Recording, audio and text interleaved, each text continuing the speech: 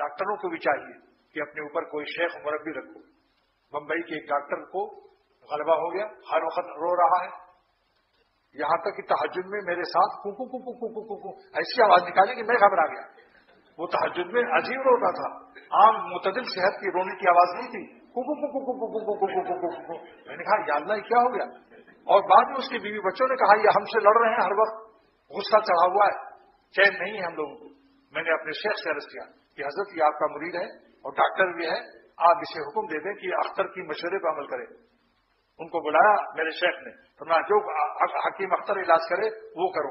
मैंने सब वजीफा बंद कर दिया, एक सेब का हक रोजाना खाओ, आमले का मुरब्बा चांदी के वरख में लपेट कर खाओ, और दोस्तों में हंसो बोलो, एक वजीफा मत पढ़ो, फिलहाल मुलतवी करो, और सब्जा में समंदर के किनारे बंबई के सब्जा वगैरह में टहलो और दोस्तों में हंसो बोलो, खबरदार जो तन्हाई में रहे। 10 दिन के बाद उनके बीवी बच्चों ने कहा साहब क्या आपने बताया, तो मुतदिल हो गए, नॉर्मल हो गए, पहले कार्बल थे और अब हंसने बोलने लगे। मुझसे उन्होंने कहा कि मैं अब डॉक्टरी शुरू कर दूं। मैंने कहा जरा अभी आप डॉक्टरी शुरू न करें, क्योंकि आप डॉक्टर तो हैं मगर आपकी डाक में और टर में थोड़ा फासला हो गया है। डाक आपकी कहीं है, टर कहीं है, अभी इलाज करोगे मरीजों का बेड़ा गर्क करोगे, जरा और मुतदिल होने दो। फिर उनको इतना मजा आया कि बंबई से हरदोई मेरे साथ आए कि जी उठे मुर्दे तेरी आवाज। उन्होंने अपनी जिंदगी में जिंदगी पाली, हालांकि पीर भाई थे, मगर मैंने शेख से उनको मांग लिया।